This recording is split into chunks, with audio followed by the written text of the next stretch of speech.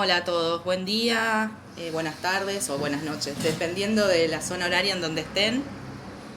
Mi nombre es Virginia Brusa, de la Red Argentina de Educación Abierta, y bueno, hoy nos acompañan también Javier Atenas y Juliana Raffagelli eh, en este encuentro, en este workshop de datos abiertos en la didáctica universitaria, las herramientas para el desarrollo del pensamiento crítico. Este encuentro de alguna forma también, lógicamente, le damos la bienvenida a todos y muchísimas gracias porque la verdad que ha tenido mucha repercusión. Se ve que bueno, el tema es de interés. Pero bueno, como les comentaba, este encuentro de alguna forma que es impulsado también por ILDA, por WOC, por la Asociación Argentina de Humanidades Digitales y ARIA. Es un encuentro que tanto Javiera como Juliana también lo estuvieron trabajando anteriormente en una conferencia, y que era necesario también localizarlo a nuestra región, ¿no? Que es una de los objetivos y de los propósitos también que nuestras organizaciones tienen en Latinoamérica. Por supuesto que los datos abiertos, todas estas temáticas se viene trabajando hace bastante, pero en estos tiempos que corren se han tornado mucho más relevantes, por supuesto, y generalmente en tres aspectos que después Juliana y Javiera lo van a profundizar, pero viendo la temática de los datos abiertos como recursos educativos abiertos, por supuesto, en una segunda instancia los datos abiertos para ir generando mayor evidencia en la investigación, y en ese sentido también es muy importante toda la generación de nuevos lazos que se vayan adquiriendo entre universidad y gobierno para generar ese mayor flujo, mayor incidencia cuando nosotros trabajamos con datos abiertos en las universidades. Y en una tercera instancia, y como dice una parte del título, es el desarrollo del pensamiento crítico, ¿no? Y en eso las chicas, van a ir profundizando mucho mejor en la cuestión de qué sucede hoy con las distintas prácticas o tipos de alfabetización en datos. Javiera, ya presentándolas a ambas, Javiera es chilena, pero actualmente está viviendo en Londres, es doctora en educación por la Universidad de Barcelona y es conocida por esta zona, también por su activismo en gobierno abierto, en datos abiertos en relación con la educación abierta, ¿no? Ella también forma parte de ILDA, la Iniciativa Latinoamericana de Datos Abiertos, y coordina el área de educación allí. También actualmente ha creado un lab sobre policies de educación abierta, y mapeando también esas policies en un mapa internacional que después podrá comentarles mucho más. Juliana es argentina, pero se nos fue hace rato, ¿no? Hacia allá. Primero recaló en Italia y es profesora, investigadora en la Facultad de Educación y Psicología de la UOC, investigadora en el programa Ramón y Cajal. Entre sus investigaciones, Juliana hace hincapié o pone énfasis en aspectos que tienen que ver con la datificación en la esfera educativa y específicamente en la educación superior. Y de todo esto, por supuesto, dado la particularidad de cada una de ellas, nos van a estar, lo van a poner en juego en esta charla, ¿no? Y el recorrido de este workshop va a ser el siguiente. En una primera instancia va a haber una presentación, una discusión, o se van a poner en debate todas estas aristas de los datos abiertos en la didáctica universitaria, y luego se va a pasar a una instancia más interactiva a partir de una herramienta que nos van a mostrar Juliana y Javiera. Y en un tercer momento, por supuesto, de debate o de preguntas con los que estemos aquí participando. Pero sí, lo que le vamos a ir pidiendo es que durante la charla que vayan dejando todas aquellas inquietudes en el chat y luego al final nosotras con Jimena aquí del Río la vamos a ir recolectando para pasárselas a las chicas. Dicho esto, unas 2 acotaciones solamente sobre la performance, digamos, de Jixi. Tratemos de ir muteando los micrófonos a partir de que Juliana y Javiera empiecen a comunicarse, y también por ahí vamos viendo de apagar las cámaras como para también permitir que Jixi funcione de la mejor manera, si les parece. Entonces, todo suyo. Un tema de frontera, es un tema que nosotros cuando lo pensamos para su presentación en distintos workshops con Javiera, que están relacionados con una línea de trabajo de investigación en relación a los datos abiertos en la didáctica universitaria y en la educación, lo hicimos pensando en esto como frontera, como espacio de innovación, de empuje de las prácticas, porque la realidad es que todavía esto no es parte del mainstreaming, de la corriente principal de práctica. En muchos casos, a partir de mi trabajo de investigación, podría decir que en algunos contextos en los cuales he llevado a cabo estudios, los docentes universitarios, particularmente en áreas de ciencias sociales, y, por ejemplo, de pedagogía, no están muy, digamos, informados o no tienen muy claro cómo implementar los datos abiertos como recursos educativos abiertos para, digamos, un diálogo entre investigación y gobierno y educación superior. Con lo cual, digamos, ¿cómo presentar esto en un contexto de crisis? Pues bueno, porque en sí, y con las preguntas que vamos a ir discutiendo en este conversatorio abierto hoy, lo que vamos a hacer es tratar de orientarnos a esto como enfoque metodológico que después nos va a permitir justamente poner en foco también la cuestión crítica. Y por eso también pensando a los datos abiertos en la didáctica universitaria como herramientas para el desarrollo del pensamiento crítico. Lo primero que quisiéramos comentar en esta primera fase informativa es de qué datos y de qué apertura estamos hablando, porque aparentemente, y yo creo que, bueno, vayan comentando en el chat, seguramente todos tenemos una representación o un connotado positivo de datos abiertos. Y cuando hablamos de apertura también tenemos una representación positiva relacionada con 20 años de lucha por el, digamos, el conocimiento abierto, el open access, la ciencia abierta poco después y más recientemente Open Government y Open Data, datos abiertos. Pero cuando nosotros tomamos la palabra datos, hace no más de 5 años, esta palabra empieza a generar un connotado altamente negativo. Sobre todo lo que se llaman los soft data, es decir, los datos, digamos, recabados a partir del sí cuantificado, del quantified self, de todo lo que nosotros hacemos con nuestros dispositivos digitales y que queda registrado de alguna manera y alguien hace uso de eso de modo más o menos legítimo. Entonces, ahí empezamos a tener un fenómeno sobre el cual tenemos que reflexionar porque a la connotación positiva se agrega un connotado negativo.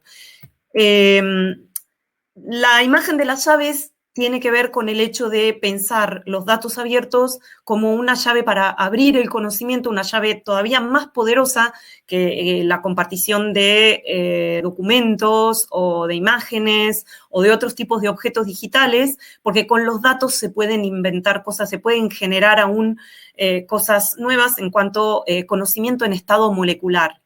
Y los datos, digamos, abiertos tienen que generar oportunidades para la ciudadanía en su derecho de ser consultada y de participar activamente. Y la llave de los datos es tan potente, como lo decía, porque aparecen como elemento de bajo costo, generados a bajo costo, que tienen que ser generados y son generados continuamente por los gobiernos, también por la ciencia y que, siendo espacios públicos, justamente tienen que ser compartidos. Este es un tema seguramente muy conocido por todos ustedes. Está el otro lado de los datos, los soft data de los que hablaba, que estos no es tan claro cómo son generados, por quién son generados y qué tipo de llave pueden constituir. Los datos abiertos, para que puedan constituirse como llave, tienen que ser disponibles, accesibles, reutilizables, participativos, completos, primarios y oportunos. Es decir, hay unas claves de calidad que aparecen hay, digamos, muchos estándares de calidad. Por ejemplo, en el caso de la investigación se habla de los estándares de calidad FAIR.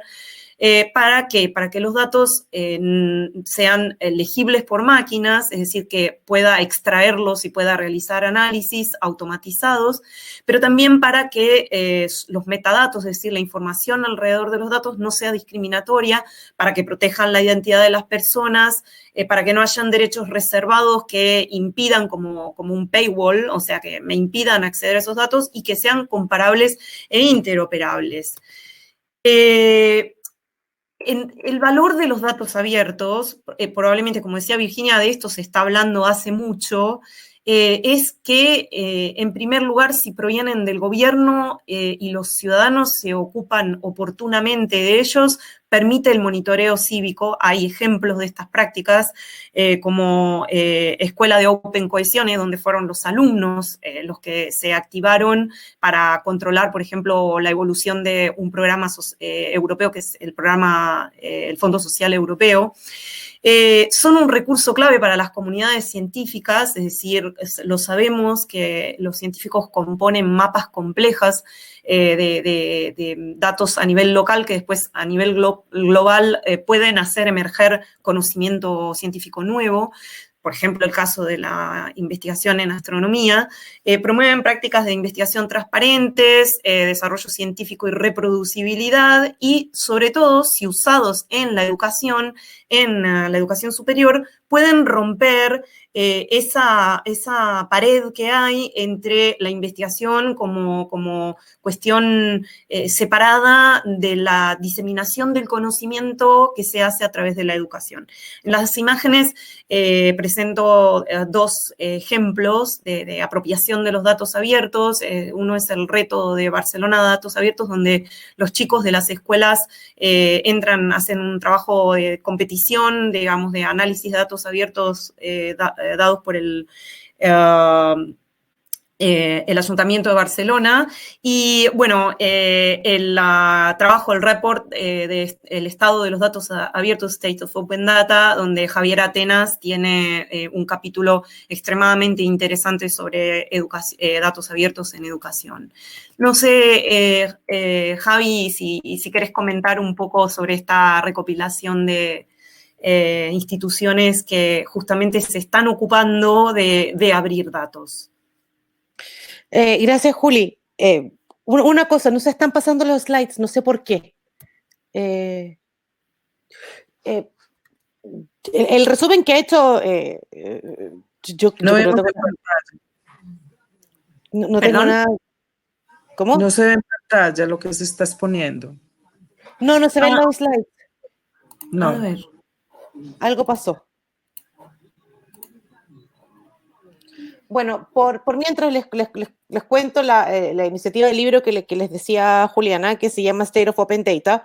Lo sacamos el año pasado y habla del estado del arte en los datos abiertos en distintos niveles, desde la agricultura a la educación, pasando por la salud, las políticas, el desarrollo de política pública. Y es un libro que está gratuito, que está abierto. A ver si lo logro encontrar acá. Y la gracia es que está escrito por gente de todo el mundo. Si bien se edita en Canadá, el libro los autores del libro somos de todas partes. Ahí va. No sé, Juli, si lograste compartir las slides. Lo que voy a hacer es, no sé si se ve, pero voy a compartir por el link a las slides y bueno, quien quiere puede ir siguiendo desde su Vale, yo lo voy ordenador. Vale, Virginia, a ver si logras tú compartir la pantalla. Yo la tenía compartida, ¿eh? Vale, no sé qué habrá pasado. Está. Ya, Ok. Gracias. ya, en este momento. Ah, se fue otra vez. Ya, Gracias. ya, estamos ahí. Bueno, Entonces, Ahí está. vale. Era la próxima. ¿Quién la está moviendo? La Jimena. Perfecto. Vale, ese es el libro que les comentábamos, el libro del estado de los datos abiertos. Por supuesto, si ustedes quieren traducir un capítulo, el libro es absolutamente open access, así que si quieren usar un capítulo que les sirva, no sé, si es que trabajan en el área de la agricultura o si trabajan en el área de la educación o en el área de las políticas públicas, pueden ir y traducir el capítulo. No hay problema con eso. ¿Podemos pasar la próxima slide, porfa?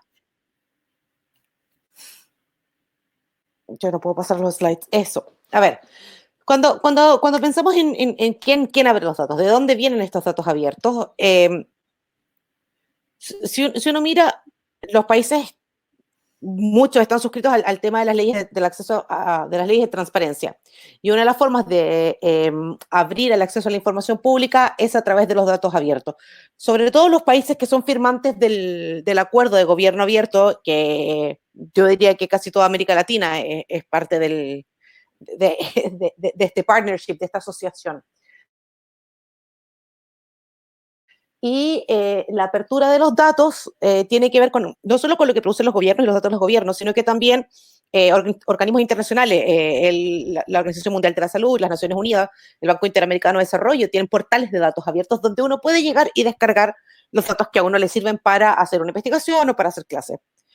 Obviamente están los gobiernos nacionales y sus agencias, por ejemplo, en el caso de Uruguay, que yo debo reconocer que, aparte por la cercanía que tengo con todo el trabajo que hemos hecho con ellos, tienen de los mejores portales de datos de la región y todo el trabajo que ha hecho AGESIC. Es impresionante. O sea, el portal nacional de datos abiertos de Uruguay es impecable, pero, por ejemplo, existen datos que son abiertos por agencias de gobierno, que no es por la central, sino por una agencia, por ejemplo, en el caso de los datos de transporte, que son como los más frecuentes, los más comunes, y que son uno de los tipos de sets de datos que más se usan para enseñar, porque trabajar con transporte público es bastante fácil de conectar a los estudiantes con entender cómo funciona.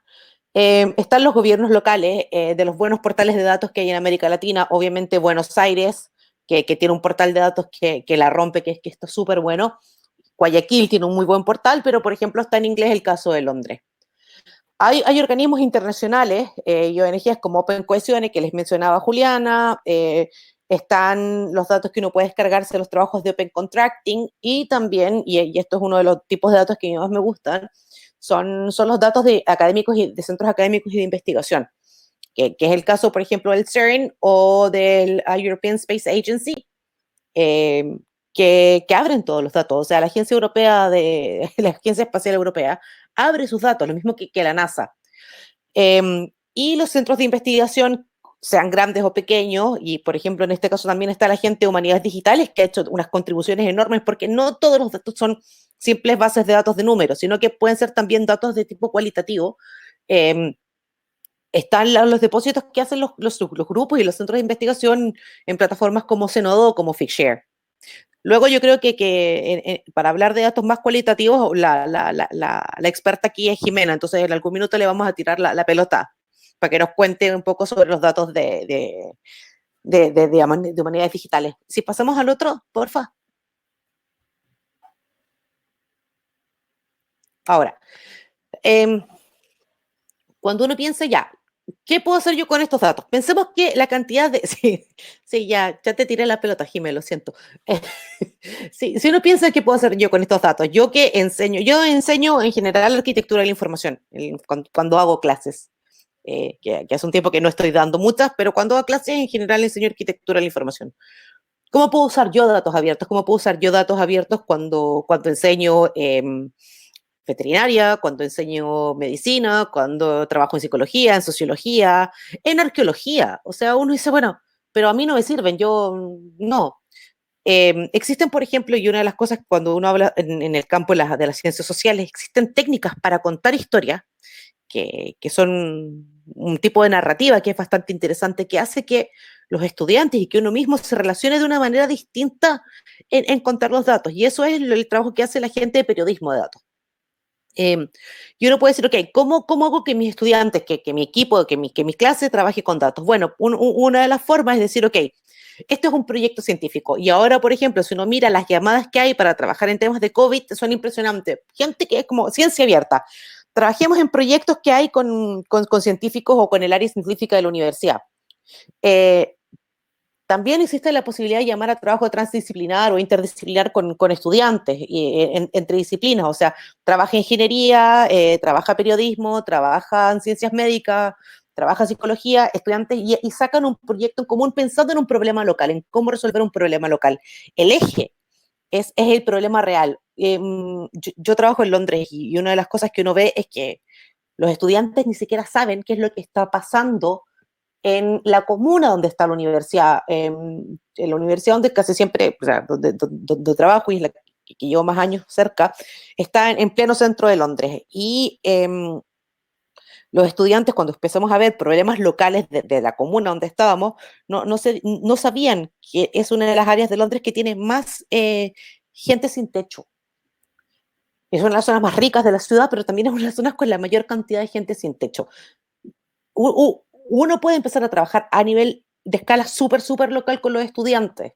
Es decir, ok, ¿dónde está la habilidad crítica? Yo quiero saber cómo la comuna de Camden releva y alza datos sobre gente sin hogar, gente sin techo. ¿Qué tipo de análisis tengo que hacer? ¿Cuáles son las metodologías que puedo usar? O sea, todos nosotros pasamos o tenemos que pasar en algún minuto por cursos de metodología y enseñamos siempre metodologías diversas. Por lo tanto, cuando uno habla de trabajar con datos, habla de trabajar pensamiento crítico a través de habilidades ciudadanas para trabajar con problemas locales que luego, cuando uno ya tiene dominada la técnica, empieza a moverse como, ok, el problema local, luego el problema regional, el problema nacional, el problema internacional, y así uno puede empezar a moverse. Pero siempre es partir desde lo más pequeño. Podemos mover, porfa.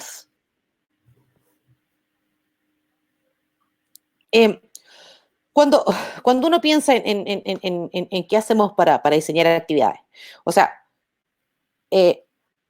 mi técnica, yo como lo he hecho yo con mis alumnos, o sea, que trabajo con alumnos desde la escuela de ingeniería hasta la escuela de humanidades, es identificar y describir los resultados de aprendizaje que quiero que obtengan. O sea, más que los objetivos, yo tengo que pensar en cuáles son los resultados que quiero obtener. Porque los objetivos en general uno está súper acostumbrado a hacerlos, pero cuando uno diseña actividades basadas en datos, yo quiero decir, ok, ¿qué resultados quiero que obtengan?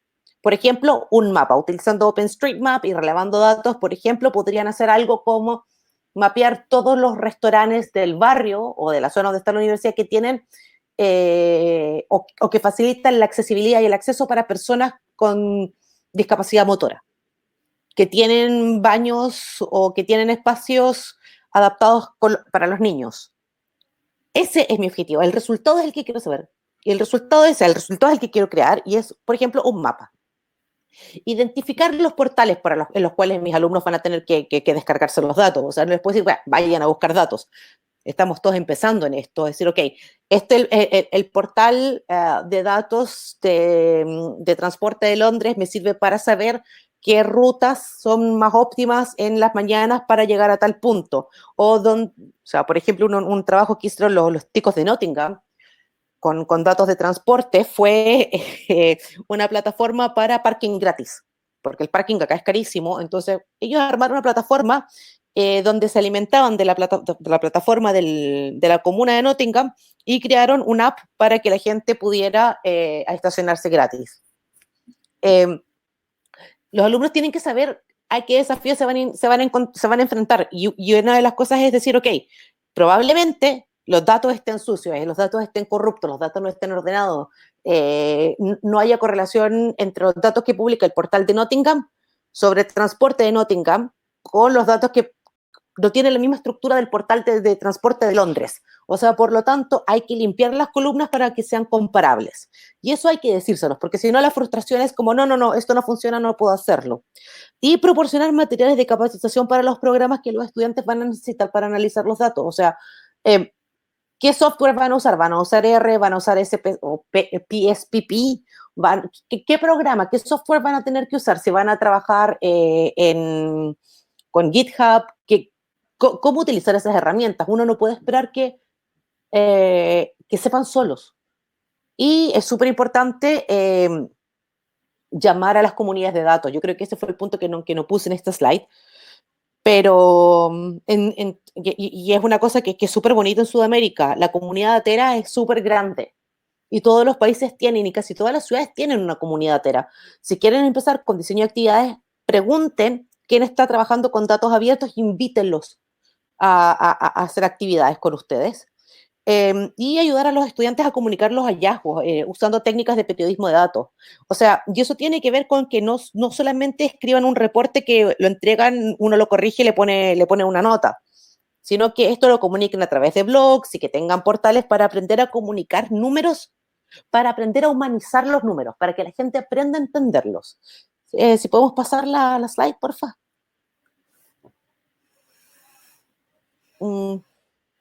¿Podemos pasarla? Eso, gracias. En este caso no se ve bien, pero luego les vamos a compartir el paper con un colega, con Leo Haberman, que es mi partner en crime, en esta historia de los datos abiertos. Lo que hicimos es hacer una pequeña rúbrica para empezar a trabajar con datos abiertos en los distintos niveles de la universidad. O sea, por ejemplo, invitar a expertos en las temáticas y expertos de datos a paneles para decir, ok, estos son los problemas de esta comunidad y así los podríamos llegar a resolver a través de estos datos. Involucrar a los estudiantes en creación de políticas. Muchas veces, y sobre todo ahora, cuando se empiezan a abrir las mesas de gobierno abierto, que cada país tiene fechas distintas, es llevarlos a las mesas donde se hacen compromisos, decirle, ok, en estas mesas se van a discutir los compromisos de gobierno abierto y sería bueno que luego Virginia Brusa les contara un poco la experiencia que ella tiene con las mesas de gobierno, porque es una buena forma de acercar a los estudiantes a la formulación de políticas públicas. Y lo otro es traer las políticas que se están debatiendo en los congresos, decir, ok, ¿cuál es la evidencia? ¿Cuáles son los datos que tienen para desarrollar una ley, por ejemplo? Es cuestionar las leyes o cuestionar el desarrollo de políticas nacionales, viendo qué información están utilizando. En Chile hace un par de años tuvimos el caso de que se trató de hacer una ley en salud pública con un copy-paste de un blog, tenía que ver con el timerosal. Era una ley con el tema del timerosal y las vacunas, ya ni me acuerdo, pero estaban usando información de unos blogs que eran unas indecencias, y era copy-paste la ley. O sea, no estaban utilizando evidencia y querían prohibir el timerosal en las vacunas. O sea, un nivel de divague que hice claro. Y la gente empieza a asustarse, la gente empieza a creer porque nadie presentó evidencia crítica. Es decir, y claro, si se está deliberando un tema así en el Congreso, también es decir, okay, a los estudiantes, ok, investiguemos el tema y provoquemos una discusión. O sea, los estudiantes y las universidades tienen un rol de impacto en la política pública. Ese es el rol de la universidad. Si podemos pasar un poco el otro. Y cuando hablamos de datos abiertos, no hablamos solamente de desarrollar habilidades científicas, y es una cosa por la que hablamos de pensamiento crítico. Es que los datos abiertos permiten esto, hacer participación ciudadana desde una manera responsable, no solo desde el reclamar contra lo que el gobierno está haciendo, sino que cuestionar de forma crítica lo que el gobierno está haciendo. Es apoyar a que los estudiantes evalúen las políticas públicas, evalúen las herramientas que se utilizan en el gobierno, evaluar los portales que los gobiernos están desarrollando, colaborar con actividades relacionadas con lo que tiene la sociedad civil. Yo no sé cómo está el tema en Argentina o en Chile, pero la mayoría de las prácticas, por ejemplo, las prácticas profesionales se hacen en empresas privadas, que obviamente aprovechan del pobre becario o de la pobre becaria, los dejan unos meses sacando fotocopias y luego ahí te fuiste, o sea, no aprendiste mucho más. Y las tesis se hacen sobre más que nada las tesis son teóricas. En cambio, si las tesis se hacen con datos abiertos, tratando de resolver un problema real, las tesis de grado y las tesis de pregrado, permiten que el estudiante tenga un portafolio. Un portafolio es decir, mira, estas son mis habilidades, esta es la publicación que yo puedo llegar a conseguir analizando datos, analizando información. Y que trabajen directamente con la sociedad civil haciendo sus prácticas, para que la sociedad civil, o sea, para poder alimentar la sociedad civil de nueva masa crítica. Seguimos. Cuando uno habla de datos y cuando uno habla de comunicar los datos, yo creo que uno tiene que aprender, y está, gracias a eso está el manual de datos abiertos, el manual de periodismo de datos abiertos, manual de periodismo de datos, perdón, y que habla de esto, de la pirámide invertida del periodismo de datos, que tiene que ver con comunicar y humanizar la información que uno produce con los datos. No basta con un reporte que tenga, que presente las fórmulas estadísticas y el análisis estadístico y toda la parte numérica de cómo uno utilizó una técnica de chi-square, cómo utilizó esto y gamma o kappa, y que uno lo lee, pues si no eres un público entendido en el análisis estadístico, no entiendes nada de lo que te presentan. En cambio, si uno humaniza el tema, presenta un análisis duro, un análisis crudo, con buen análisis estadístico, con buenas técnicas de estadística, pero lo presenta de forma que la gente pueda enterarse, puede ayudar a que una comunidad se empodere y pida resolver un tema o un problema que esté teniendo la comunidad, diciendo, ok, nosotros tenemos esta tasa de embarazo adolescente, o tenemos esta tasa de pobreza, o tenemos esta tasa de espera en los consultorios de este barrio en particular. ¿Cómo podemos mejorar los servicios de una zona? Y un poco es el trabajo que ha hecho por mi barrio en Uruguay. Juli, ¿quieres seguir tú? Pasamos a la próxima entonces. Bueno, el tema es, como Javiera lo presentó, tiene que ver con un desarrollo en el cual los datos abiertos han tenido una excelente recepción y han sido considerados como, digamos, una herramienta de empoderamiento, como lo decía Javiera.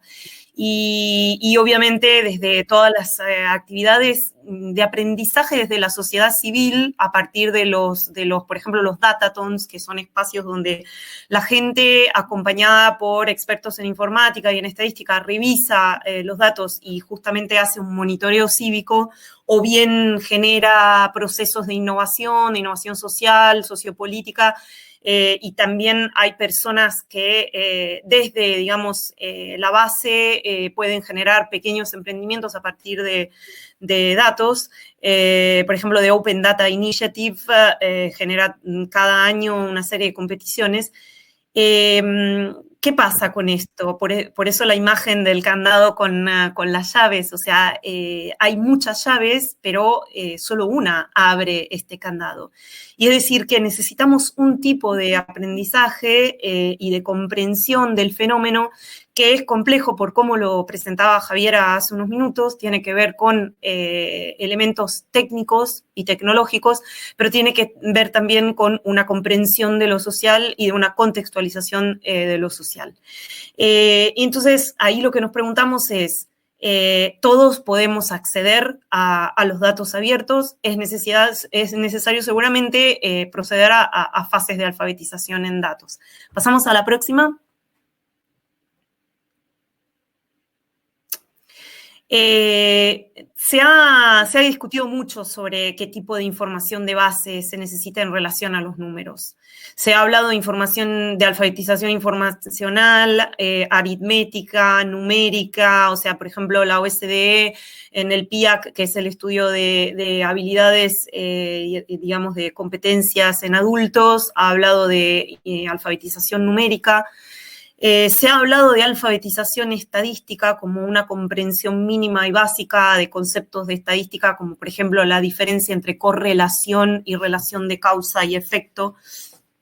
Y además ahora, por ejemplo, en el contexto europeo, hay un cuadro de competencial que es el DIGCOM, de Digital Competence, que ha integrado en la versión 2.1, en la versión 2 no estaba del 2016, solamente en el 2017, integra el tema de la data literacy, o sea, de la alfabetización en datos, porque se observa, digamos, la importancia de comprender el fenómeno de la datificación. Pasamos a la otra.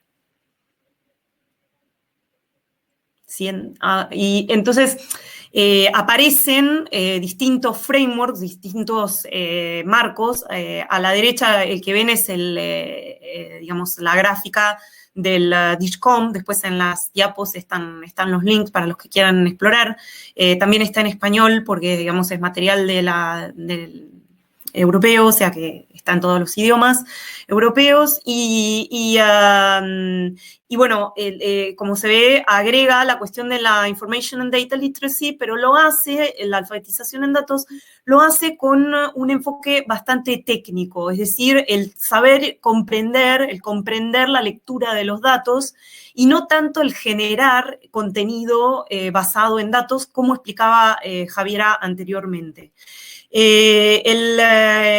Los otros cuadros que se presentan a la izquierda pertenecen al Open Data Skills Framework de la ODI, que, digamos, es una think tank, es una asociación, y lo que hace es orientar la formación de expertos, es decir, que tenemos de un lado un marco competencial que es muy básico y del otro lado tenemos un marco competencial que es muy complejo, ven los distintos colores, se refieren a, por ejemplo, la extracción, la limpieza de los datos, digamos, el linking data, que es la conexión entre datos a nivel de plataformas, por ejemplo, trabajar en GitHub, el hecho de transformar los datos en contenidos gráficos o informativos, la posibilidad de manejarse con distintos tipos de software para extraer y analizar y generar visualizaciones dinámicas.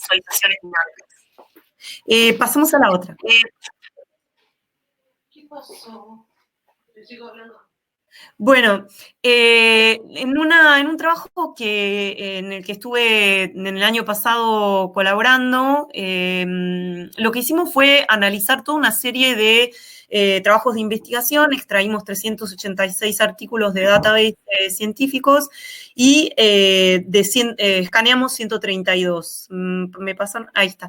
Y lo que pasó, lo que observamos fue que el enfoque estaba principalmente, o sea, todo el contenido de la investigación estaba relacionado con la adquisición de competencias técnicas y tecnológicas y mucho menos con un enfoque crítico, contextualizado, comunitario, como del que nos hablaba Javiera. Probablemente yo creo que entre los participantes hay muchas más experiencias, pero lamentablemente, y esto también es un sesgo del tipo de publicaciones que rastrean, que mapean digamos, las bases de datos científicas como Web of Science o Scopus, el problema que hay es que se mapea cierto tipo de investigación y no hay una representación de un enfoque crítico que vaya más allá de los datos técnicos. Vamos a la otra. Entonces, justamente la idea es que necesitamos elaborar o pensar una perspectiva crítica. Vamos a trabajarlo un poco desde una discusión entre nosotros. Yo ahora me movería a Mentimeter, voy a pedir el control de la compartición de pantalla, o sea, voy a pedir de compartir la pantalla, vamos a ver si funciona, pues no sé por qué no funcionó. Me comentan abriendo el micrófono tranquilamente si se ve. Sí, se ve. Perfecto. Bueno, vamos a ir a www.menti.com. Pueden abrir una pestaña en el navegador. Tienen la pestaña abierta de Jitsi. Pueden abrir una pestaña en el navegador o bien ir con el móvil tranquilamente. Y pueden ir a www.menti.com y insertar ese código 629445. Coméntenme si eso va funcionando.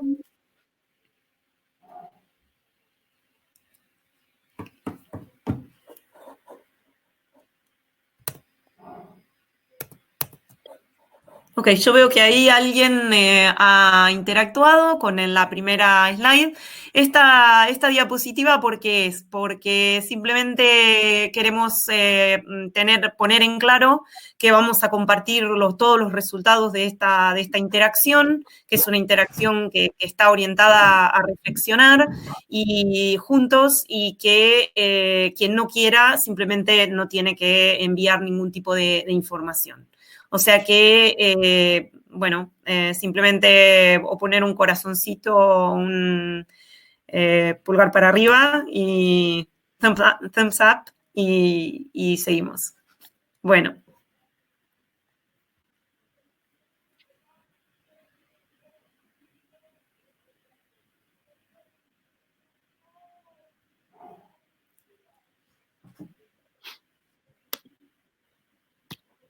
Ahora vamos a ir pasando a la próxima. Hay alguien que, no sé si hay alguien que está teniendo dificultades, lo miramos en el chat. Ada, pueden pasar el código de nuevo. El código es 629445. Ahí está, ahí lo pasé en el chat. Y es www.menti.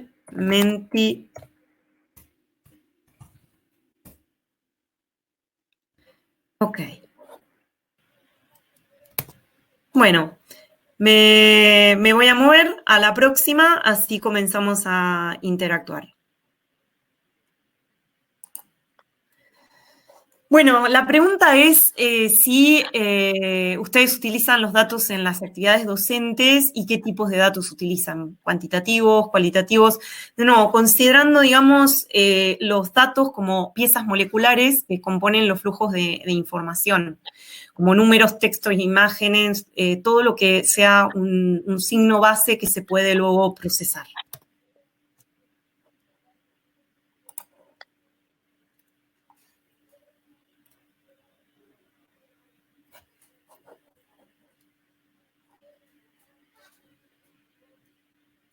Ok, ahí tengo un sí que no me dice qué tipo. Bien, cuantitativos. Pueden especificar también un poco más en el sentido de decir, bueno, en qué área de conocimiento, porque aparecen, bueno, cuantitativos o cualitativos. Ayudo a mis estudiantes a crear mapas locales usando datos abiertos. Muy interesante. O sea, comenten en qué áreas, qué disciplinas o qué, por ejemplo, qué tipos de cursos o de actividades didácticas. Y si no, es no, y basta. Lo cual está bien porque igual esta actividad es este tipo inicial para empezar a explorar. Cualitativos en el campo de las ciencias sociales. Datos sobre la biodiversidad. A veces depende del contexto. Números, textos o bibliotecología de ciencia de la información, gráficos, informática, lógicamente, base de datos, en el área de salud, imágenes médicas para visualizar campos, DICOM, en paleo y formación docente, innovación en negocios. Muy bien. Creo que vamos teniendo una buena parte de los participantes.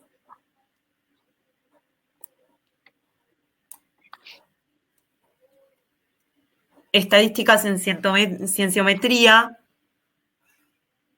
Bien, o sea que supongo que hay gente que tiene experiencia en data wrangling y en extracción de datos, y hay quien, bien, con OpenRefine y Python, o sea que hay quien extrae los datos y los tiene todo un trabajo de limpieza, como comentaba Javi, en el trabajar con los datasets, y hay quien, en cambio, quien trabaja, por ejemplo, en el ámbito cualitativo, puede ser que lo genere, digamos, trabajando en campo. O sea.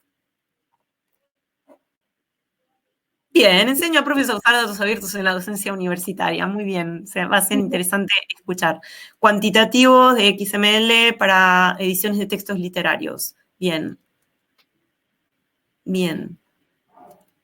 Bueno, por lo que se puede ver, digamos que es una comunidad con una experiencia rica y muy diversificada, que es lo interesante porque nos muestra la variabilidad, la flexibilidad que tiene el enfoque de datos abiertos como recursos educativos abiertos.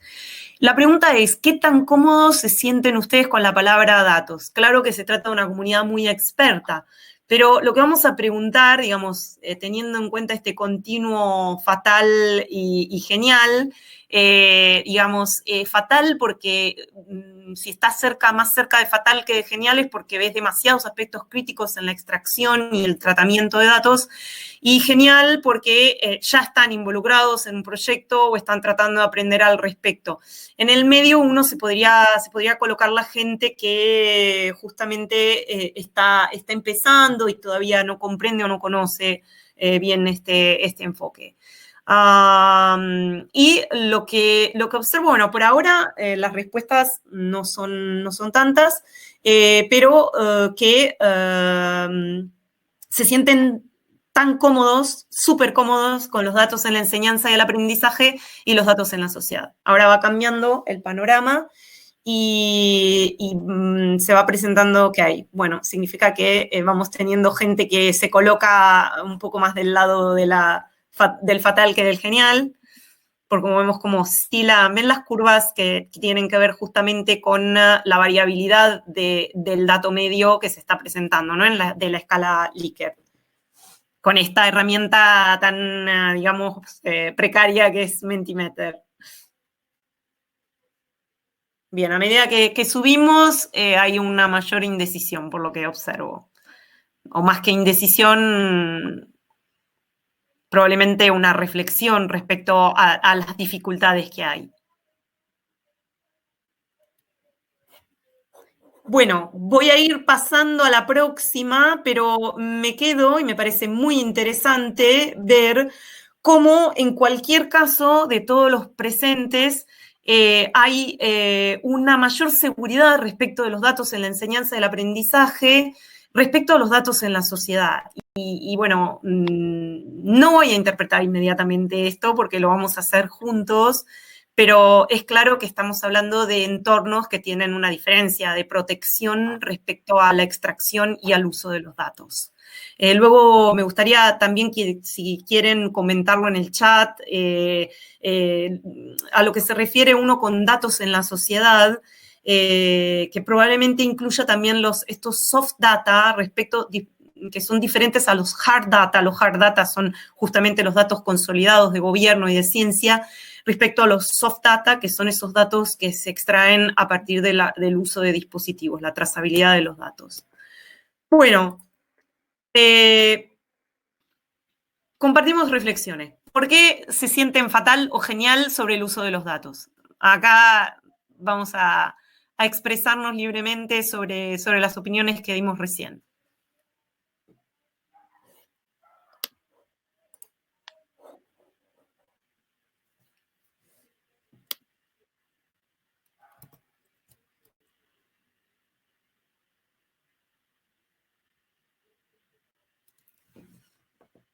Bueno, veo que es un nivel de reflexión muy alto. Vamos a tratar de dar, digamos, lo primero así con un poco de... Bien, sin datos no hay investigación. Trabajo mucho con ello. Fatal, recién estoy entrando al mundo de los datos. Ok, o sea que la opinión de fatal está relacionada con un desarrollo competencial, digamos.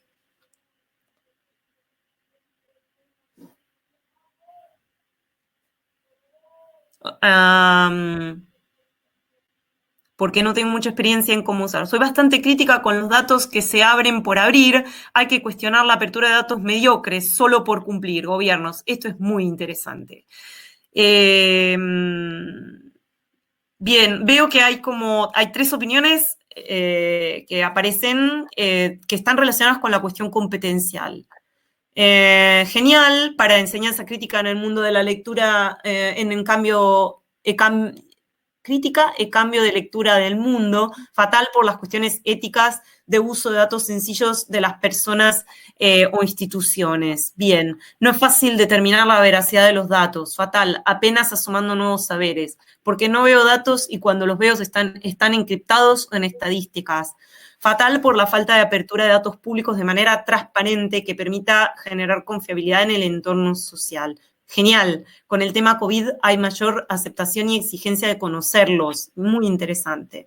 Que haya transparencia en ellos, que se empiecen a exigir. Bien. Es muy interesante que surgen como 3 temas. Uno que tiene que ver con el desarrollo competencial, que está más del lado de quien trabaja, donde vemos que quien ya está trabajando asiduamente se siente cómodo, se siente genial, pero también hay una cuestión de infraestructura y tiene que ver con la transparencia y la calidad de los datos, porque hay mucha cosa publicada que seguramente no responde a los criterios de usabilidad de los que hablábamos al inicio de este trabajo. Me siento genial. En los últimos años ha habido un crecimiento exponencial, ni fatal ni genial, se está creciendo en el tiempo y perfeccionando. Bien. Es súper importante que la gente aprenda a cuestionar la proveniencia de los datos. Bien, bien. Yo voy a ir pasando a la próxima fase de reflexión, pero creo de nuevo que han aparecido como 3 tópicos, ¿no? Que de nuevo tienen que ver con el lado del desarrollo competencial, pero también una cuestión de infraestructura que seguramente requiere un engagement, una participación para el mejoramiento continuo de esas estructuras de publicación de datos. No surgió la cuestión de los soft data y, bueno, eventualmente nos dejaremos una parte final para trabajarla. Vamos a trabajar ahora en una expedición a los datos abiertos muy breve por el tiempo que tenemos.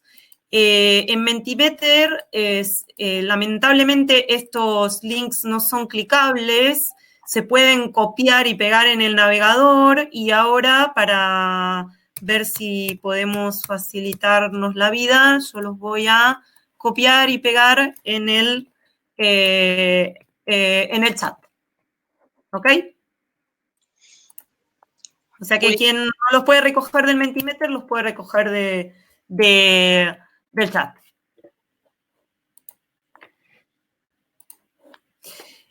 ¿Qué vamos a hacer? Nos vamos a tomar 5 minutos para ir a uno de estos lugares, de estos portales de datos o repositorios de datos y vamos a hacer una navegación muy, digamos, despojada de cualquier objetivo, simplemente una interacción como usuario. Quien es muy experto, y creo que hay varias personas que tienen bastante experiencia, puede comentar cuáles son sus impresiones respecto a algún portal que posiblemente no conozca. Y quien, en cambio, está comenzando, dar su opinión sobre qué hay aquí para mí. En este espacio, ¿hay algo para mí que yo pueda usar, de lo cual yo pueda apropiarme? Esa es la pregunta. ¿Hay algo aquí para mí?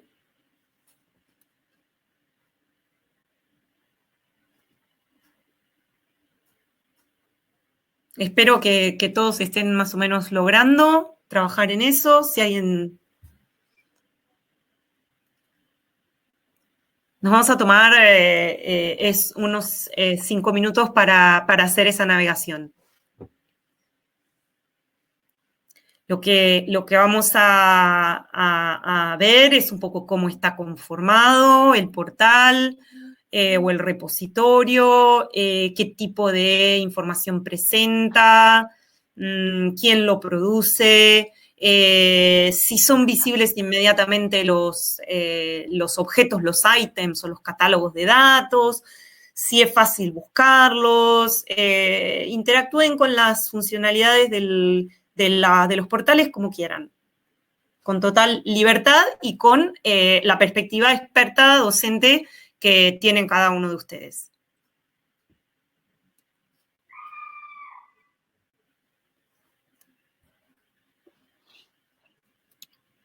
Quien va terminando puede tranquilamente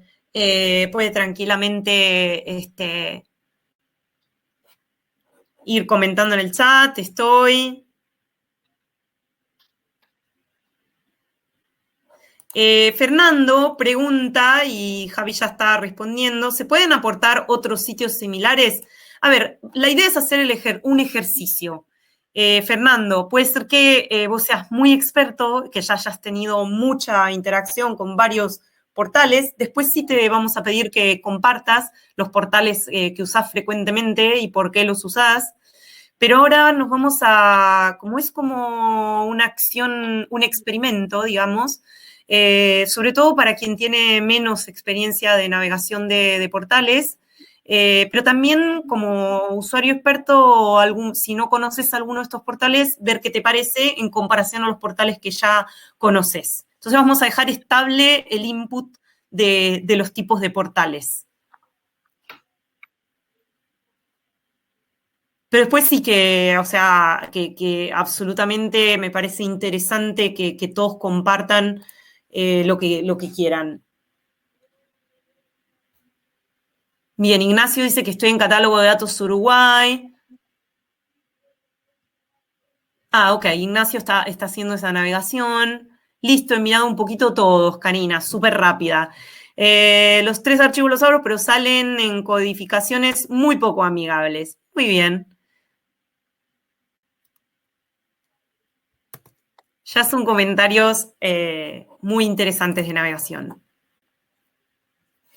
Bueno, voy a dejar un minuto más y después vamos a pasar un poco a la reflexión. Claro que este es una experiencia que puede ser una base para seguir trabajando para quien lo haga por primera vez. Para quien ya es experto, seguramente se va a seguir moviendo tranquilamente entre los portales que utiliza, pero obviamente puede tomar en cuenta algunas de las reflexiones que vamos a hacer respecto a la navegación.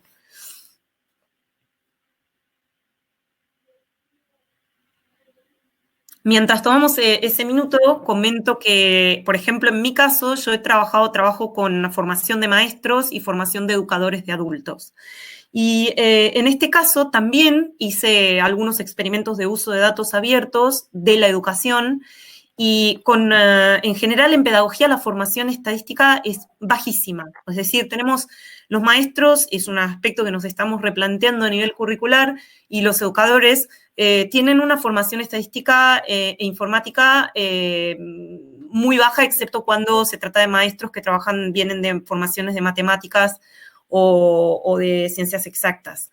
Con lo cual, digamos, fue muy interesante ver en estos estudiantes las dificultades que tuvieron ya desde el primer momento para leer y entender qué era lo que se podían descargar, cómo lo podían usar, cómo lo podían leer. Por ejemplo, pasar de un archivo machine readable, como un CSV, bueno, fue toda una experiencia. Para ejemplificar cuáles son las dificultades a nivel de todas las disciplinas para apropiarse de los datos. Bueno, ahora sí, me voy a mover a la próxima y vamos a contestar esto rápidamente.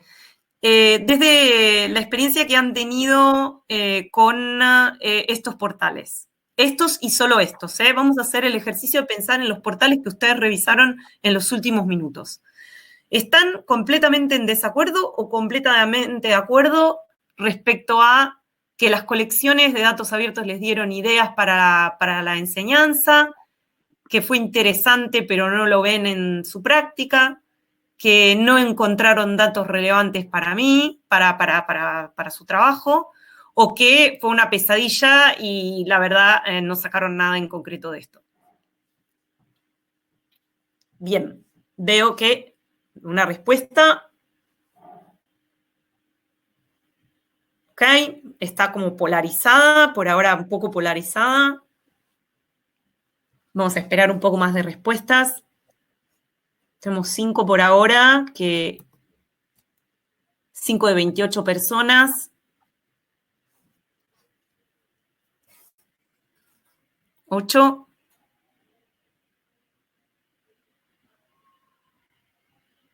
Bien, se va equilibrando.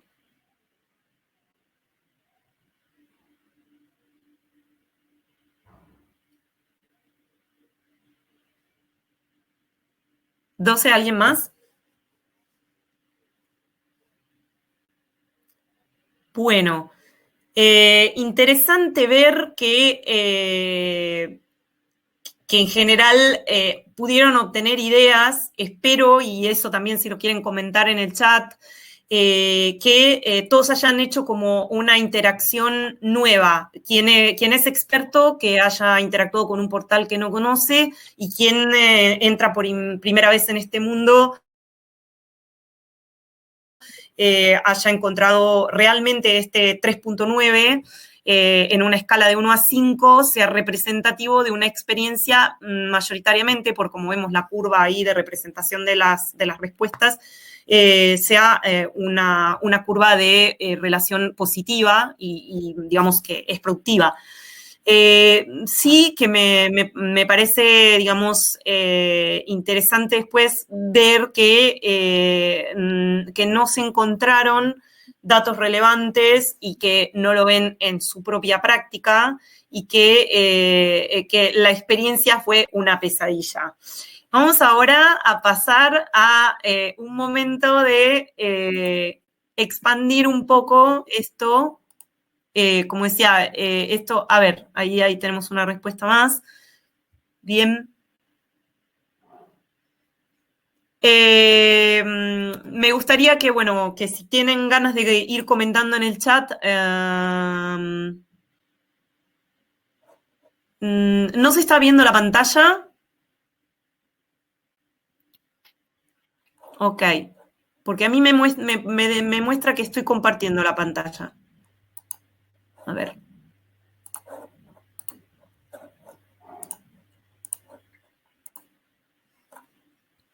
De cualquier manera, Karina, se ve también en la página o en los móviles que ustedes están usando para interactuar con Mentimeter. Ok. Ahora sí se ve, ¿verdad?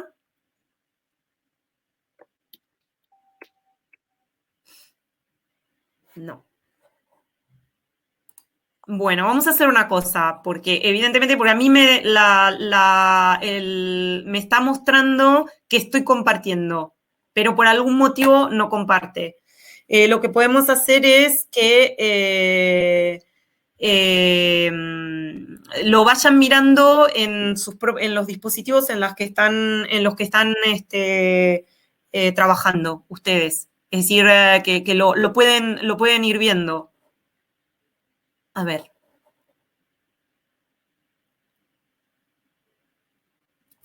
A ver.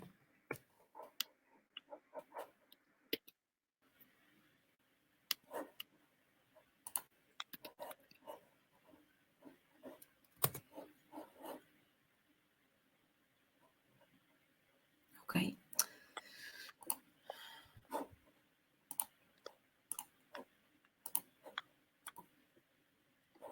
A ver si lo comparto de esta manera.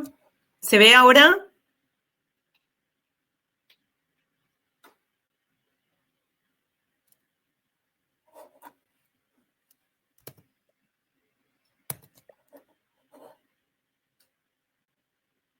Bueno, por lo que veo, hay algún problema de... A ver, ¿cómo?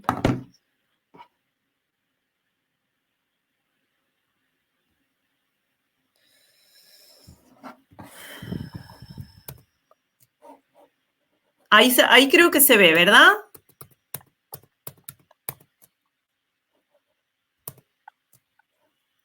No, no se ve. Bueno, no sé qué puede fallar porque a mí me dice que está compartiendo la pantalla, pero no me muestra, por algún motivo no lo está mostrando a ustedes.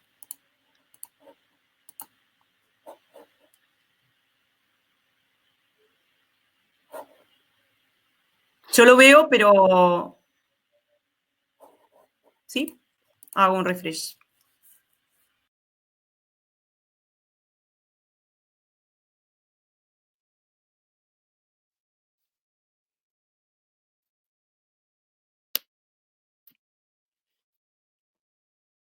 Hola. Bueno, como siempre, Esto es ley de Murphy. Así que, a ver cómo lo lleva Juli ahora. Ahí se abrió. Súper.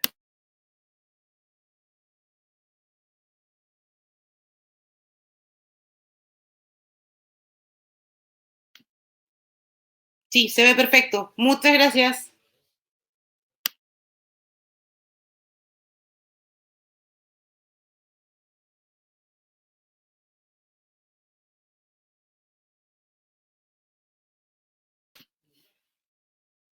Sigan respondiendo y ahí se va a ir armando el tag cloud mientras ustedes responden. Había que nombrar a Murphy.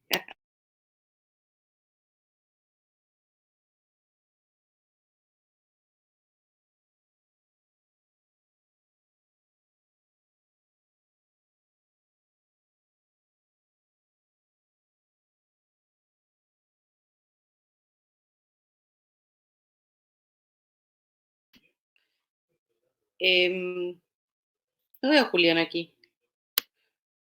Juli, ¿cómo vas?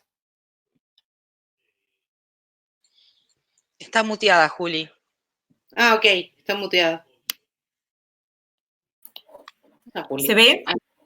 Sí, se ve perfecto. Bueno, entonces decía que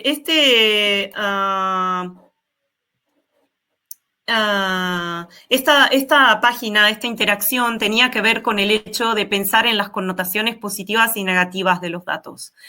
A partir del caso COVID, justamente. ¿El caso COVID en qué sentido? En el sentido de que en un primer caso tenemos que pensar en el increíble potencial que tiene justamente el uso de datasets abiertos respecto de COVID-19. Si alguien entró en Zenodo, que es el portal de investigación que usa el CERN y que usa en general la Comisión Europea para todo lo que es el tema de los proyectos de investigación financiados, exigen la publicación en este portal. Y hay un crecimiento increíble de datasets, exponencial de datasets sobre COVID-19 en un contexto en el cual justamente hay una necesidad de colaboración para un resultado de innovación tecnológica que tiene un impacto social que todos estamos esperando, o sea, la generación de una vacuna o de curas alternativas para el COVID.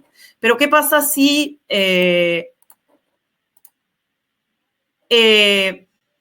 pensamos en los datos COVID respecto de el trazado de datos en nuestros celulares para poder determinar a partir de un algoritmo si hemos estado en contacto con personas contagiadas y si podemos movernos o no? Es decir, si podemos viajar o podemos ir al trabajo o llevar nuestros hijos a la escuela.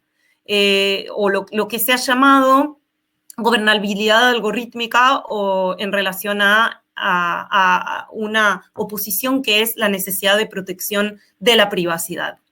No sé si se ve esa interacción.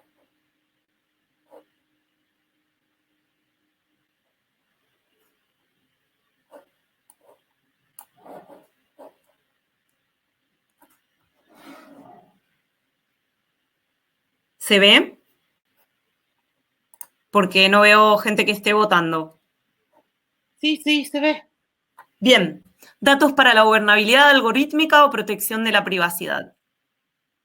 Es en el Mentimeter, por si acaso. Sí. Karina te dice que no comprendió bien la pregunta.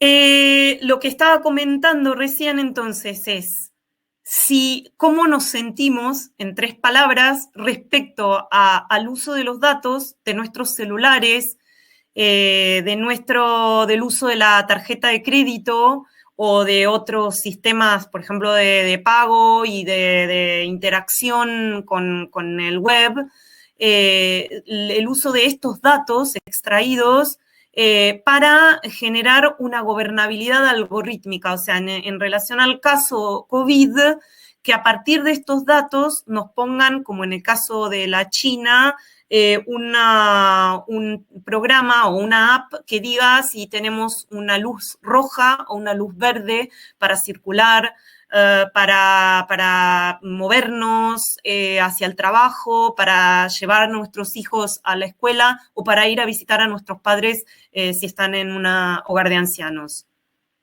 Ok, indefenso, miedo, incertidumbre, colaboración, iniciativas, miedo, ansiosa, expectante, cautelosos. Bien.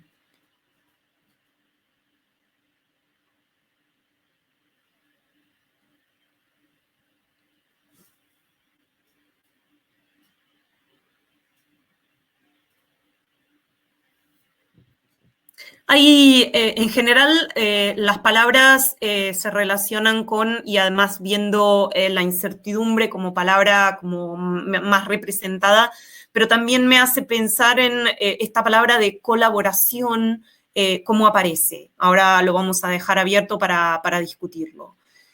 Hora de creer, o sea, mientras que hay connotados, o sea, está bastante polarizada la opinión por lo que se puede observar. Voy a ir pasando porque ya vamos teniendo que pasar a un momento de preguntas y respuestas.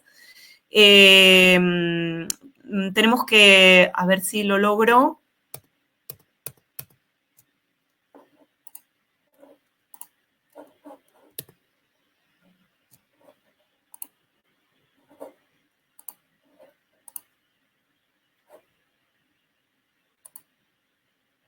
Vuelvo a la presentación.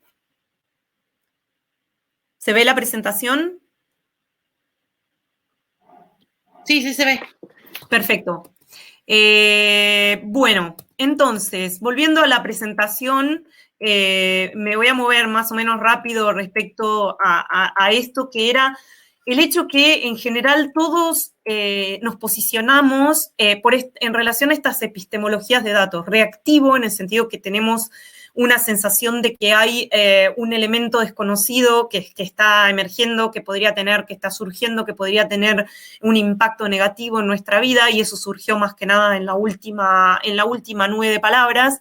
Y en general, en este grupo particular de gente que todos tienen una experiencia en datos abiertos, se colocan en muchos respecto a una cuestión de proactividad que a veces está limitada por el desarrollo competencial. Desarrollo competencial, si uno lo adquiere, podría pasar hacia el lado proactivo, pero hay cuestiones de la infraestructura que a veces nos harían colocarnos más del lado reactivo. Lo importante es que no nos colocamos en una posición naif en la cual no hay una reflexión sobre qué son los datos, qué implican y cómo puedo trabajar con ellos siempre teniendo un enfoque de cuestionamiento ético y de contextualización del uso de esos datos. En este diagrama de cuadrante un poco representamos o cristalizamos de lo que hablamos hoy. Los datos son un bien público, nos lo podemos preguntar, ¿son un bien público? Hemos tratado de discutir y de presentar, y en muchos de ustedes está representado que sí que lo son, pero también pueden ser un lujo si no tenemos las competencias. Y se pueden convertir en sus aspectos más negativos en una mercancía, en el sentido de que se pueden, digamos, utilizar como en modelos de negocios. En el campo de la educación particularmente pueden llevar a algoritmos para servicios a la educación que son vendidos, y esto tiene una connotación negativa que seguramente habrá que ir explorando. Esto ya lo presentó Javiera, así que no me voy a extender mucho. El hecho es que tenemos un enfoque de técnicas de datos que todos tenemos que cultivar, sobre todo quién está en el ámbito de ciencias sociales, y en cambio quién está en el ámbito de informática, de estadística o de un trabajo más técnico, tiene que seguramente preocuparse de la contextualización, de los aspectos de ética y política de datos, y todos, en general, esa narrativa de datos que nos lleva a pensar en la estética y en la comprensión, en la comunicación de los datos. Bien, Javi, no sé si querés hacer un comentario respecto de estos recursos. Si puedes avanzar un poco en la presentación, un poco yendo al final, yo creo que cuando uno piensa en ¿para qué voy a usar datos? ¿Por qué los tengo que usar? ¿Son útiles? ¿Son complejos? ¿Pierdo tiempo? ¿Buscarlos no es fácil? Tiene que ver con cómo, cuál es el rol de la universidad a nivel de formación de ciudadanía crítica. ¿Ya? Cuando uno piensa en decir, ok, ¿para qué quiero que la gente aprenda a usar datos? ¿Para qué quiero que mis estudiantes aprendan a usar datos? ¿Para qué quiero usarlos yo? Sí, me parece que la imagen está congelada, Juli. Si lo puedes avanzar un poco.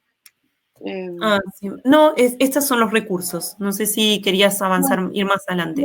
Me quedo pegada en el ideas para el diseño de actividades. En eso está pegada. Ok, perfecto.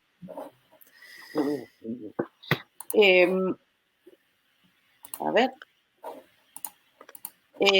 Tiene que ver con pensar en el rol de la formación de ciudadanía crítica y de decir que la nueva generación de profesionales, o inclusive la nuestra, casi siempre, trabaja con datos. Y cada vez la sociedad está más datificada y llega a puntos que son casi ridículos. O sea, hay empresas que están vendiendo sistemas de monitoreo de la expresión y del lenguaje corporal para las clases virtuales, para que las cámaras graben a los niños y obtengan datos sobre y generen datos sobre las expresiones faciales de los niños. O sea, si la gente no es crítica con el manejo de datos, si la gente no puede oponerse a que en la escuela de los hijos de uno instalen un sistema de monitoreo facial, que la gente no aprenda a relacionarse con los datos y diga, ok, vamos a hacer un estudio sobre un problema local, que al final vas a terminar estigmatizando a la población. Yo creo que, a ver, un poco lo que dice Fernando acá, ¿qué opinión tenemos de las apps que se implementan de manera apresurada para controlar la propagación del COVID? Es que una app no puede frenar la propagación del COVID. Y un poco el tema yo no sé si existe una expresión en castellano para llamarlos, pero los tech bros, esta gente que cree que hay soluciones tecnológicas rápidas basadas en datos humanos para solucionar problemas técnicos. O sea, una app no, lo único que va a generar es generar más tráfico de datos, muchas veces invasión a la privacidad de las personas en un tema tan sensible como es una enfermedad y exponer a un grupo. O sea, ahora lo que está haciendo el gobierno de Chile, que me parece aberrante, abrir las escuelas y hablando de los niños como vectores de contagio. O sea, los niños no son vectores de contagio, son niños y son niñas. Y no se puede monitorear y no se puede datificar la infancia. Y es un poco lo que hemos hablado con Juliana y un poco las discusiones que hay con Virginia, con Jimena, de la datificación de la infancia, la datificación de la educación. Es gente que está tremendamente datificada, pero que no sabe y que no tiene las herramientas para cuestionar los datos que se producen sobre ellos mismos y sobre la sociedad. Y yo creo que en este caso me gustaría un poco para tirarle la pelota, como dije hace un rato a Jimena, para que nos contara sobre el trabajo que hacen las humanidades digitales, humanizando los datos y humanizando a las personas y el trabajo con datos también cualitativos. Jimé, te tiro la pelota. Sí, yo estaba tratando de abrir la presentación, que no sé si se ve. La dejé... En el dónde partir. Sí, eso, sí, dale. Vale. Por si pero no recursos. la puse para presentarse porque no sabía si necesitabas esto u otra cosa, Javi. No, tranqui. Vale. Ahí está. Bueno, la dejo y si no me dicen la voy moviendo. No... Sí, no, esto es una guía y luego se las vamos a compartir como por dónde partir para abrir, para empezar.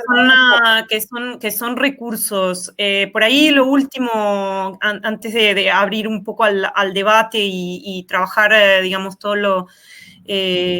los enfoques, justamente una de las cuestiones, también, por ejemplo, yo estoy trabajando en un proyecto en el cual estamos poniendo en contacto los estudiantes de educación con estudiantes de informática. ¿Por qué? Para que los estudiantes de informática puedan ver todas las dificultades que hay en el uso, en la simplificación de la presentación de los datos a un usuario final, y para que los estudiantes de educación puedan ver cómo apropiarse y cómo generar interfaces usables, sea para la educación, sea para distintos servicios a distintos niveles. Y eso tiene que ver con un trabajo interdisciplinario. Entonces, justamente como decía Javiera, en la educación superior, el enfoque de los datos no puede que ser interdisciplinario para trabajar todos los niveles, desde la técnica a la ética, política y estética. Nosotros también en la presentación hay en la próxima slide,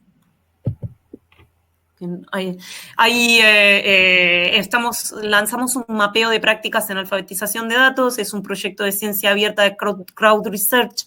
El que quiere puede dejar, parece un formulario, pero no es un formulario, digamos, de recabado de experiencias, sino que es como un panel de input de experiencias que después se van a compartir, y quien haya aportado va a aparecer como autor de lo que sería un mapa de prácticas en alfabetización de datos de distintos niveles. Y hay una comunidad en Slack para discutir justamente todas las prácticas de alfabetización de datos, tratando de ver cómo nos vamos colocando en esa tensión entre una epistemología reactiva y proactiva respecto de los datos. Bueno, yo diría que ahora sería interesante escuchar justamente todos los enfoques y las dudas y las preguntas que puedan ir surgiendo. Sí, y yo de verdad quiero escuchar un poco el trabajo que tiene Jimena con datos cualitativos. O sea, que si le podemos pasar la pelota un ratito, sería genial. Sí, solo digo algo breve y los invito después a que sigan mirando un poco lo que hacemos en el grupo de la Asociación Argentina de Humanidades Digitales o en HDK y CIT Lab aquí en Argentina con el tema de humanidades digitales, que en este contexto que ustedes plantearon para este workshop, que estuvo buenísimo, es muy interesante porque un lugar donde se plantan las humanidades digitales es en la cuestión interdisciplinaria e interseccional, ¿no? ¿Qué pasa con los humanistas que quieren empezar a utilizar la tecnología en sus prácticas de investigación? Es un lugar que es duro, es difícil en un primer momento porque los humanistas no se los educa para trabajar con tecnología en ningún momento de la carrera. A los humanistas puros estoy hablando, gente, por ejemplo, pensemos que viene del campo de la literatura, del arte, etcétera. Hay otros campos donde a lo mejor hay un acercamiento un poco mayor a la cuestión tecnológica, pero para un humanista puro hablarle de datos es lo más lejano que se le puede plantear.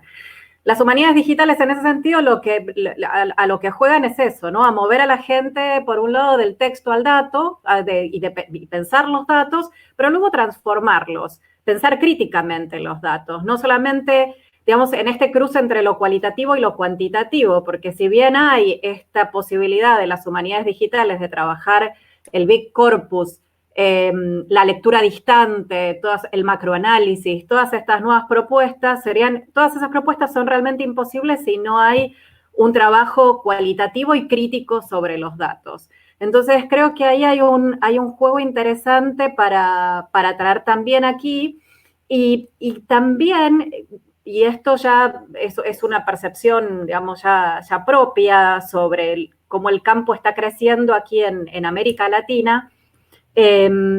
Hay un contexto bastante propicio para trabajar en unas humanidades digitales abiertas, ¿no? La cuestión de la elección del software con el que trabajamos no es algo a lo que no deberíamos prestarle atención, ni mucho menos, ¿no? Todo lo contrario. La única forma de hacer investigación para que sea realmente abierta es empezar formalizando canales abiertos, trabajando en una investigación abierta. Entonces, la elección de nuestras herramientas, la elección de las formas de colaboración también tienen que pasar por un lugar de apertura. Como les decía, el contexto aquí es muy propicio porque tenemos debates muy interesantes, como los que se están proponiendo en este workshop, pero muchos otros debates interesantes sobre datos abiertos en la región, donde ya abrimos conversaciones que pueden traerse y llevarse para la academia, para la investigación y mejorar el trabajo que proponemos con los datos. No es lo mismo trabajar con software propietario o con una colección privada, en el caso de las humanidades digitales, digitalizada por alguien, que poner todo esto en un canal abierto donde finalmente tengamos también, por ejemplo, participación ciudadana en los proyectos de investigación, etcétera. Esa es un poco la propuesta de las humanidades digitales de una forma muy general, pero me parece que aquí tenemos un campo riquísimo para interactuar, para generar un campo mucho más, digamos, más rico y más consolidado entre todos, entre la educación abierta, las humanidades digitales, el gobierno abierto, etcétera, ¿no? Todas estas prácticas abiertas. No sé si hay algún otro participante que quiere comentar, se puede hacer, creo, no sé si es conveniente, pero por ahí abriendo micrófono o levantando la mano o si no, escribiendo en el chat y vamos comentando. Sí, acá estaba mirando los comentarios o las preguntas. Creo que todo, o sea, algunas cosas que entran en común es el tema de la calidad, o sea, la preocupación por la calidad del dato, el tema de la ética, y tal vez en estos momentos es interesante ponerse a discutir sobre eso y qué puede aportar la academia en eso. Se están abriendo varios espacios en la academia a partir de estas cuestiones. Y bueno, acá justo Eder estaba también consultando sobre o proponiendo unos comentarios sobre la necesidad de valorar la manera crítica de los datos, ¿no? En el contexto de la alfabetización. Eso es un poco lo que surge acá en el chat. Y si me permiten, antes de pasarle la palabra, también hay ciertos movimientos teóricos en la academia que un poco Juli, cuando hablaba de lo reactivo y propositivo, es interesante como empezar a ver también esas agendas emergentes en la academia que se resuelve en los conceptos de data activismo, ¿no? Y que en Europa muchas veces se ve, pero aquí lo estamos trabajando también un poco a partir de algunos encuentros, y sería interesante también rescatarlos para esta comunicación necesaria entre academia, activismo y el enlace también con gobierno abierto, que muchas veces nos hace falta y que comentaba Javiera. Sí, no sé si alguien más quiere comentar o hacer alguna pregunta en lo específico. Yo mientras van subiendo las preguntas, lo que quería comentar, Virginia y Jimena, en la experiencia que yo he estado llevando a cabo con estudiantes de informática de educación que comparten, o sea, que son chicos que están en su momento de tesis, de TFA, o sea, de trabajo, TFM, trabajo final de máster.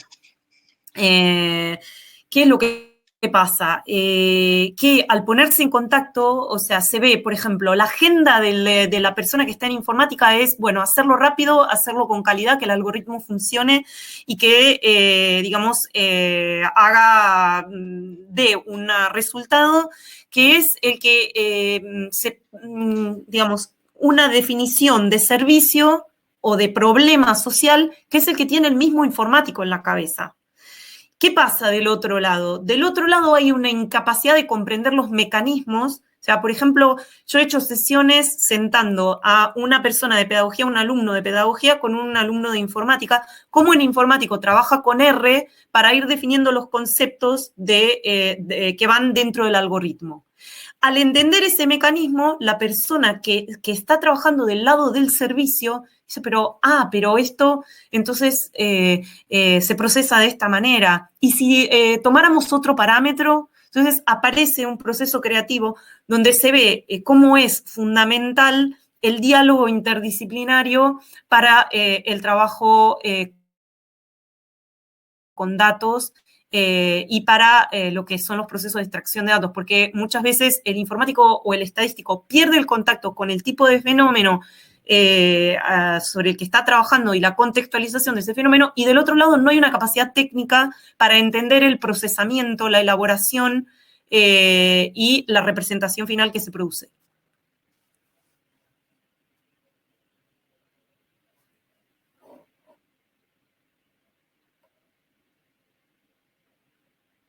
Sí, yo desde mi lugar me animo a añadir alguna cosita de lo que decís, Juliana. Por ejemplo, en el ámbito de las humanidades digitales, el trabajo interdisciplinario intenta construirse a partir de la noción de proyecto, donde, digamos, todos pueden aportar algo y crecer conjuntamente. Pero una de las cosas interesantes de las humanidades digitales es la propuesta, por ejemplo, de recursos de enseñanza adaptados a las necesidades de los humanistas. Hay un sitio muy interesante que se llama Programming Historian, donde es la gente de humanidades la que toma tutoriales que a lo mejor estaban, digamos, de alguna forma en un principio diseñados para el área más tecnológica, y los adapta, se apropia de ellos y los adapta para transformarlos en tutoriales que funcionen específicamente en el campo de las humanidades, ¿no? Entonces, me parece que ahí también hay como otra posibilidad, evidentemente en el caso de materiales que están en abierto y se pueden reusar. Todo esto es tiene que ser un círculo donde pueda haber reuso. Pero bueno, evidentemente son todavía lugares de debate y de crecimiento que necesitan, ¿no?, las disciplinas entre sí para mejorar y para crecer juntos. Ahora les voy a poner aquí el link para que vean el proyecto. Dice Diego, perfecto, pero enfrenta una realidad local de illiteracy digital de los bibliotecarios en español. ¿Perdón? Ah. No, digo que también tiene tutoriales en español, solo por añadir una cosita más.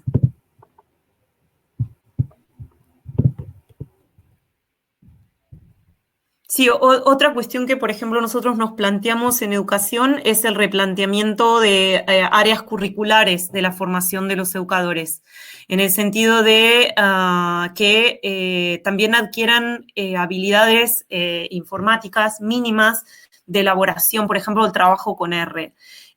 Lo que implica, digamos, la deconstrucción epistemológica de la disciplina impresionante, la resistencia que hay a nivel del conjunto de profesorado que forma a los docentes de la escuela, por ejemplo, es muy fuerte, porque no hay una identificación con esta nueva identidad donde el procesamiento, la elaboración de datos y el uso, digamos, de programas como aspecto mínimo pueda entrar en juego.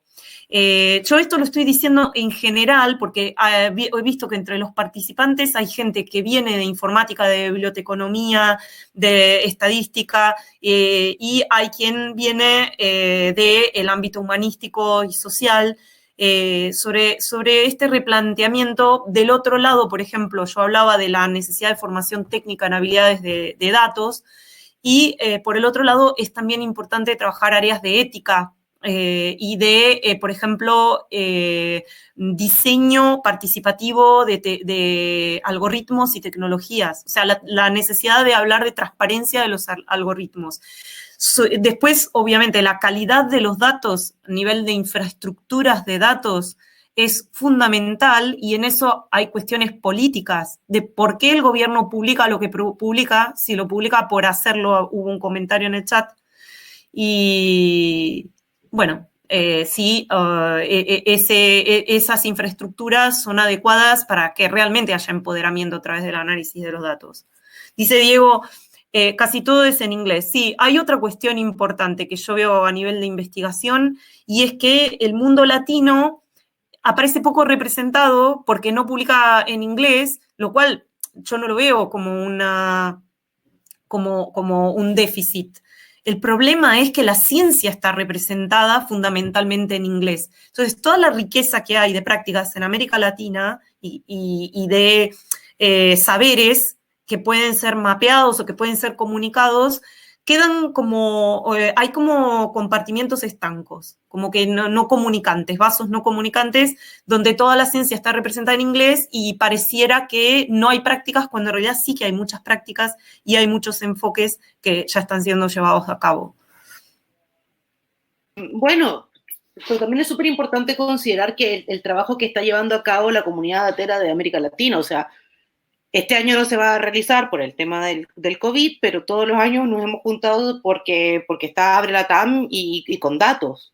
Y sí, pero el problema también es que Juli, un está momento. separado, no lo estoy diciendo, yo no lo estoy hablando como una cuestión de habría que publicar en inglés, al contrario. Estoy comentando que hay una comunidad de datos en América Latina que es súper interesante. El problema es que esa comunidad de datos son casi todo sociedad civil. Hay muy poca gente en esa comunidad de datos, recién ahora están empezando a hacer clases en la universidad. Ya, entonces, de repente hay que mirar más que en el tema de la academia o del trabajo académico en datos, es mirar qué es lo que está haciendo la sociedad civil. Porque si uno compara el trabajo de la sociedad civil en América Latina con el trabajo que a veces hace la sociedad civil en Europa, es bastante, a veces es mucho más interesante. Porque trabajan y mapean todo, tienen súper buenas publicaciones, pero claro, no es trabajo académico, es trabajo de sociedad civil. Virginia, ¿qué querías decir? Sí, no, bueno, Virginia estaba... Sí, justamente estaba posteando ahí en el chat el link de Abre LATAM, que sí, lamentablemente este año se iba a hacer en Panamá y se suspende por el COVID, pero... y retomando un poco lo que decía Juliana sobre las cuestiones éticas y todo lo que se está batallando en ese sentido, así como nos tendríamos que empezar a acercar a las mesas de datos abiertos, a la comunidad de datos abiertos, también en sociedad civil se está trabajando mucho en Latinoamérica sobre lo que es distintas organizaciones que trabajan sobre derechos digitales. Y allí hay muy buenos recursos, casi, o sea, mucha gente de la que está ahí también son investigadores, entonces hay un intercambio en ese tipo de comunidades que también serían interesantes de empezar a indagar. Y algo que por ahí comentaba Javi al principio, comentándoles alguna experiencia desde aquí, desde Rosario y de Argentina, particularmente, es que lo interesante de empezar a linkear entre la academia y estas comunidades en las acciones y los compromisos de gobierno abierto que se dan cada 4 años en sus países, acérquense porque son momentos en donde también la academia debe empezar a formar parte para elevar compromisos a los gobiernos en estas instancias. Por ejemplo, Chile logró una instancia muy interesante en donde entre sociedad civil, academia y gobierno lograron comprometer a sus distintos gobiernos nacionales y locales en la alfabetización de datos, ¿no? Entonces ahí vemos cómo se logró una incidencia muy positiva en el trabajo mancomunado entre la universidad y la sociedad civil. Y hay muchos más ejemplos de ese estilo que se están dando en toda América Latina, ¿no? Pero bueno, hay que empezar a indagar en esas comunidades.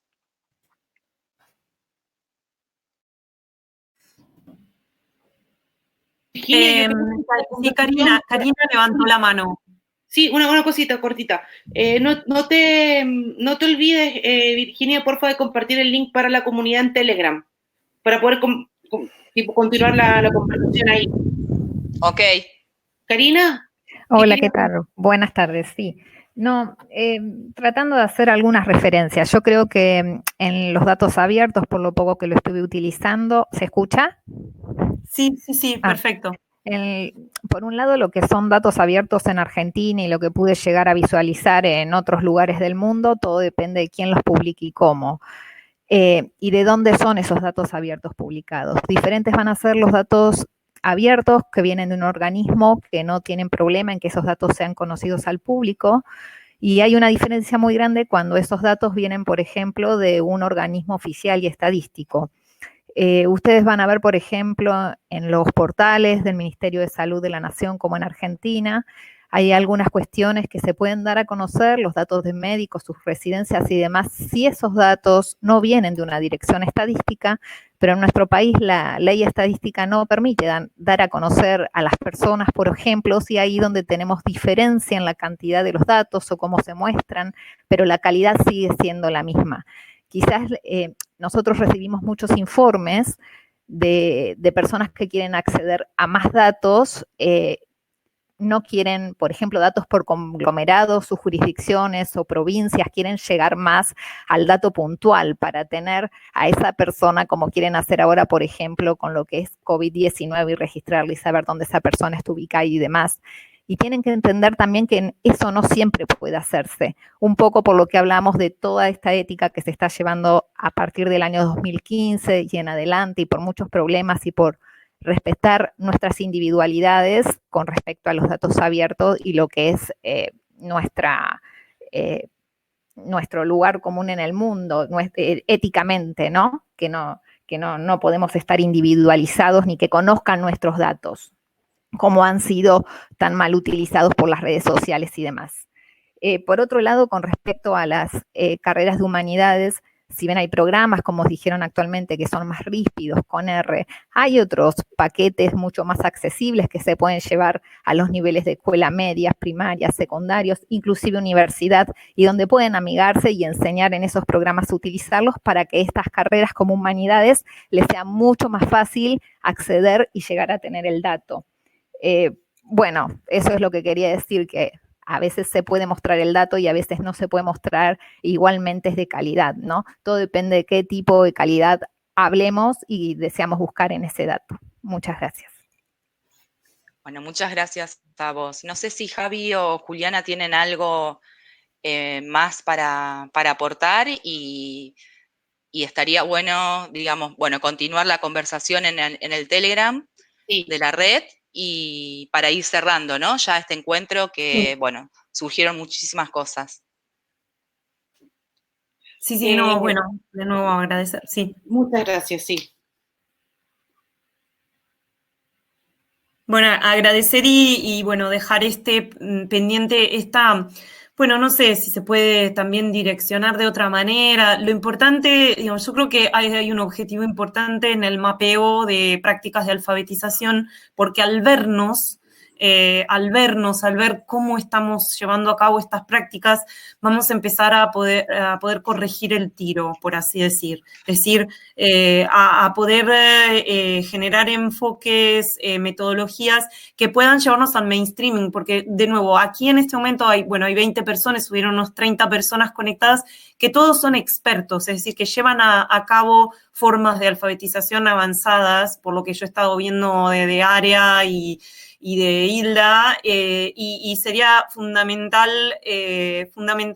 tratar de llevar a un nivel de mainstreaming, es decir, de comprensión, inclusive de modificación de los currículos universitarios sobre cómo trabajar el tema.